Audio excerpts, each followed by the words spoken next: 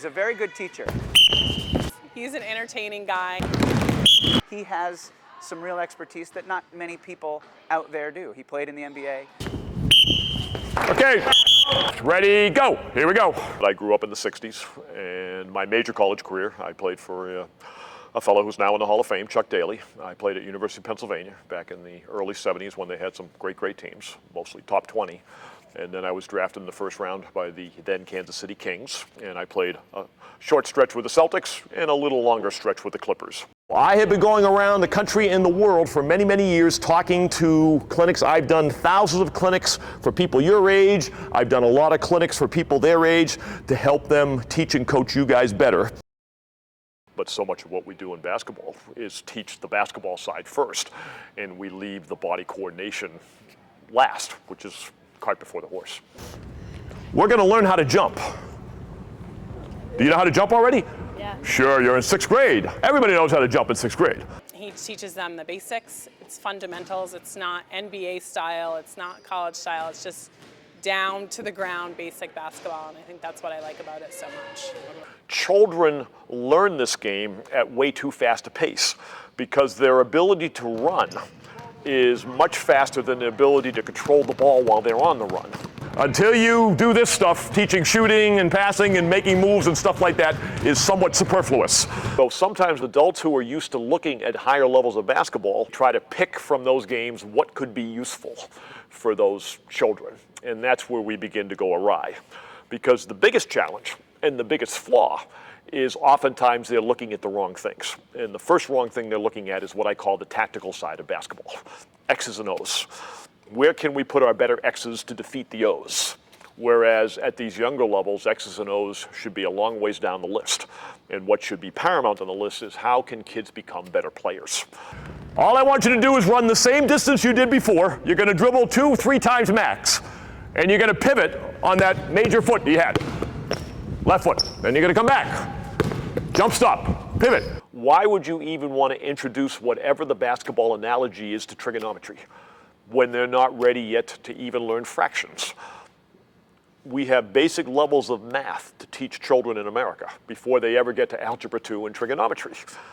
Therefore, look at basketball as a curriculum. As a 3rd grade, 5th grade coach, or someone entrusted with teaching skills, why would you want to teach them something that 11th graders are using?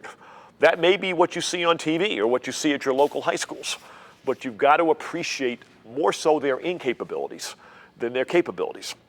If you're coming out from the basket, we'll take this basket. Yay! And I'm receiving a pass from the top of the key. I've got to pop out here, catch the ball, turn, pivot. So my body weight's going away from the basket. I've got to turn, catch the ball. There's so many forces generated, and I've got to somehow get under control. As you look at high-level basketball, they do this stuff all the time. We say, oh, that looks easy enough. But if you break it down into its physical education components, body awareness, kinesthetics, this isn't easy at all. This is why I break it down into these empty pieces. What I'm trying to do with adult volunteers is not only educate them in maybe a humorous, blunt way, but give them a little piece of something that says, you know, that Bigelow guy, he got me thinking. 3 or 4 years ago, Bob was here, one of the first times we had him, and he talked about the progression of skills and starting with thinking about it as gravity, starting with dribbling, then moving to passing, then moving to shooting. That stayed with me it struck a chord with me right away. I see all the coaches open up their book and looked at, oh yes, okay, that's what Bob did. Yeah, okay, that's how he taught pivoting. That's how he taught the layup. That's how he taught, you know, the basic of dribbling and the crossover. So I think it definitely transfers. I've seen it, at least in the coaches here, that it's transferred to their season. So. If you get here in a gym, 5-on-5 is nice. It's the game you see on TV. It's the game the high schoolers play. It's the game middle schoolers play. Right? But if you get in the gym and you want to learn how to play basketball, all right, here's what I'd suggest. 1-on-1, 2-on-2, 3-on-3, because you get to touch the ball more. And chances are, if you get to touch the ball more, you'll probably get better with the ball. 3-on-3 is one of those obvious things that struck me in the face almost 20 years ago. First thing it does is obviously take 4 more people away from the basket. So now you've got a less congested 6 rather than a more congested 10. Number 2, you've got 1 ball for 6 people instead of 1 ball for 10 people. Mathematically, everybody's going to touch it more.